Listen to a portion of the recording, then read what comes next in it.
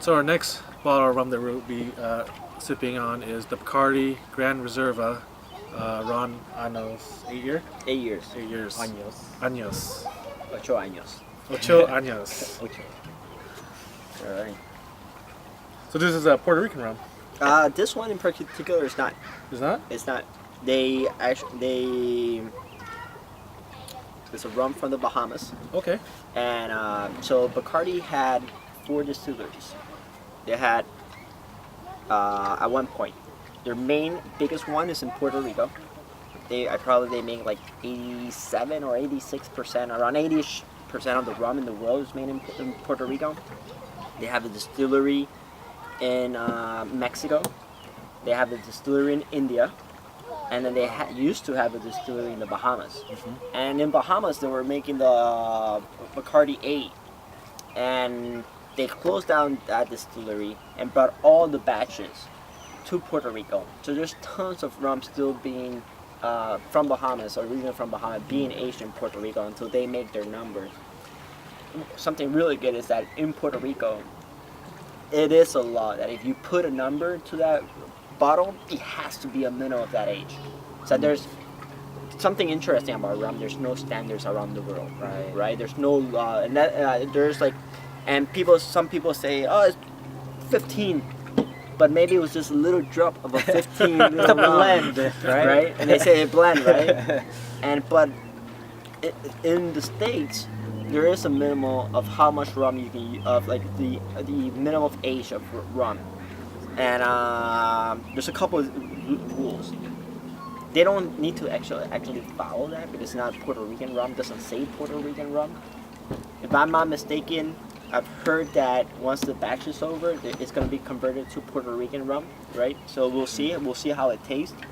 Okay. There's some really interesting projects about Bacardi being made in Puerto Rico right now. They have a rum that is only available at the distillery. It's like $150 a bottle, but they sell you all the experience of you putting the rum in the bottle, you put in your own label, you put the cap, then you put the bottle inside hot wax, bring it out, right?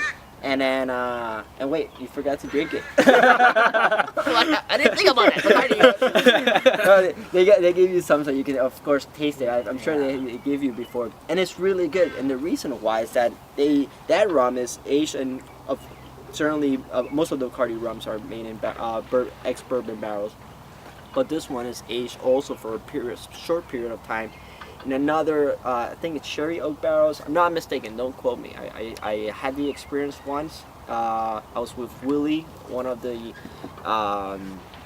master brand ambassadors, a really good friend. Willie, if you ever see this video, I really want you to know that I appreciate everything you've done for me, dude. So, no, that guy's, we call it in Puerto Rico a lady. Like in Spanish, una dama.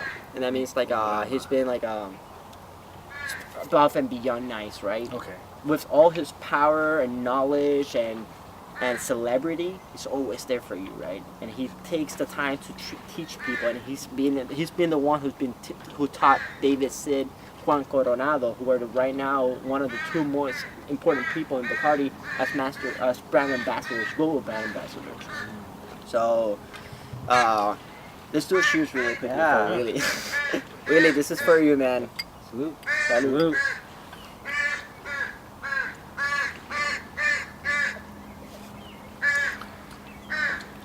Actually, I really enjoy this rum.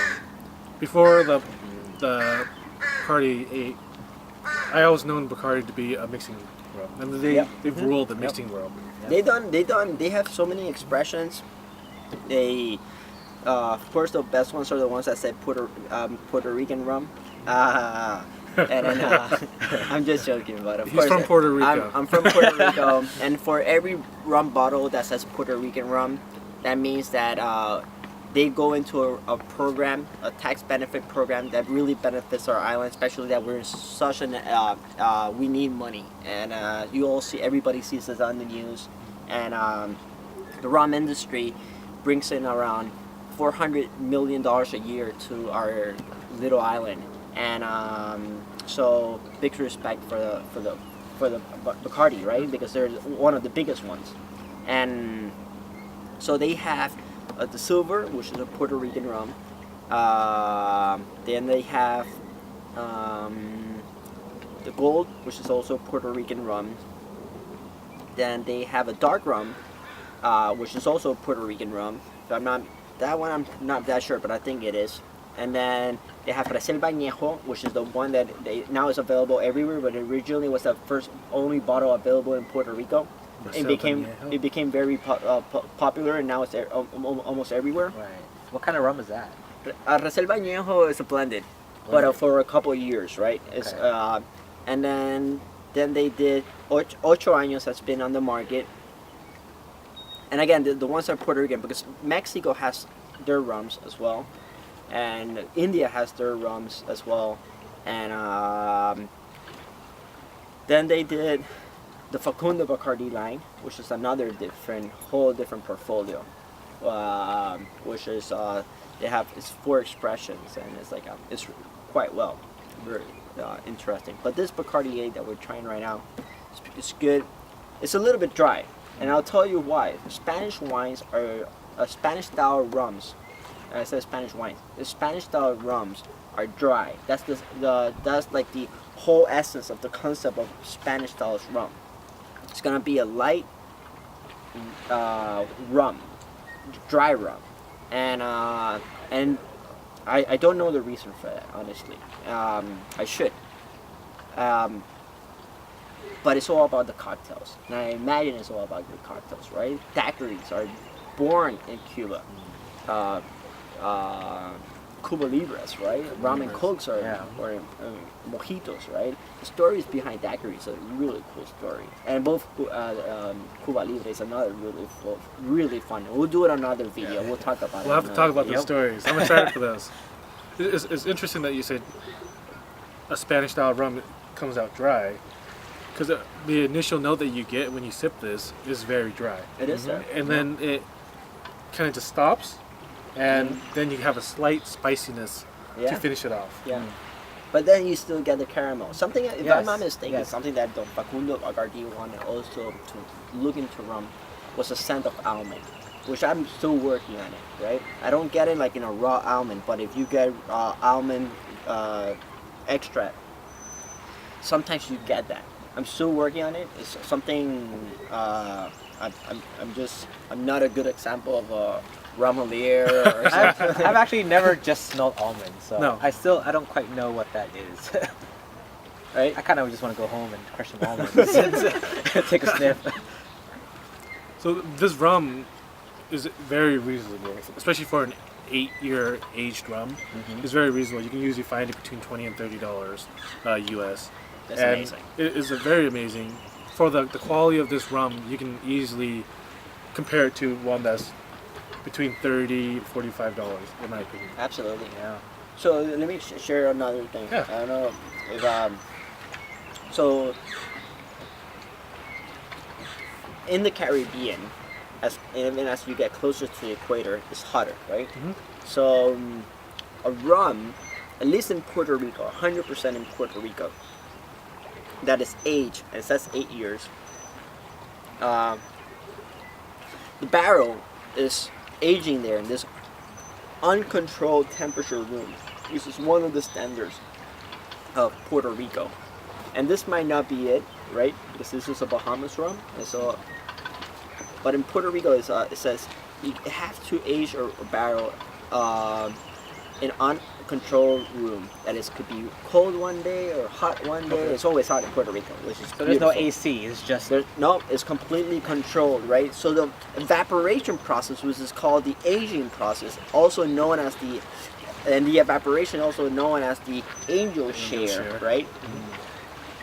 Volume or percentage is really high because it's so hot.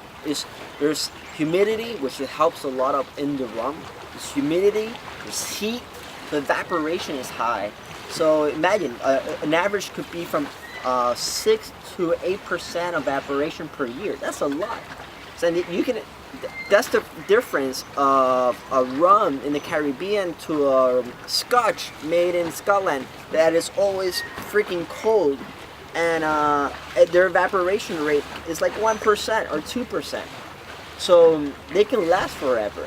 If you age your rum in the Caribbean for too many years, it's gonna be gone. There's not gonna be a lot. And I don't know if it's gonna even taste good. I don't know. I don't know if how they do it, right? How companies are able to do it. It has to be a process. So maybe at some time we're invited to a distillery and they teach you how this done, right? But for now, here we are in Mercer Island. So this has to be aged the lowest amount. So it is a blend, right? It is a blend. But the lowest amount that goes into this, the majority is 8 year. But if could be it was 8 Puerto to 12, Rican 8 rum, to 16. Yes, it could be. If in the business standard, like a business standard point of view, I'll say that they'll try to be as much age as possible at 8 years, because they'll try to use another older batch for something else, right? And then they can do another expression or something. So once it hits 8, it's probably let's get the mass production, right? Does Bacardi have a rum above this one? With years, that has a year, I don't know. I haven't seen one that has a year above this. Yeah, I haven't. I've not. Alright. Sage, you have any last thoughts on Bacardi? No, I really enjoy this.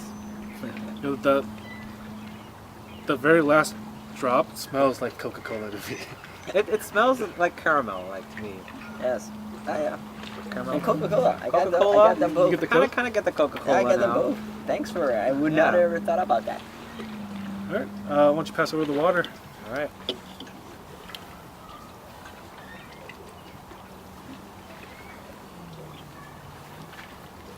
Thank you, sir.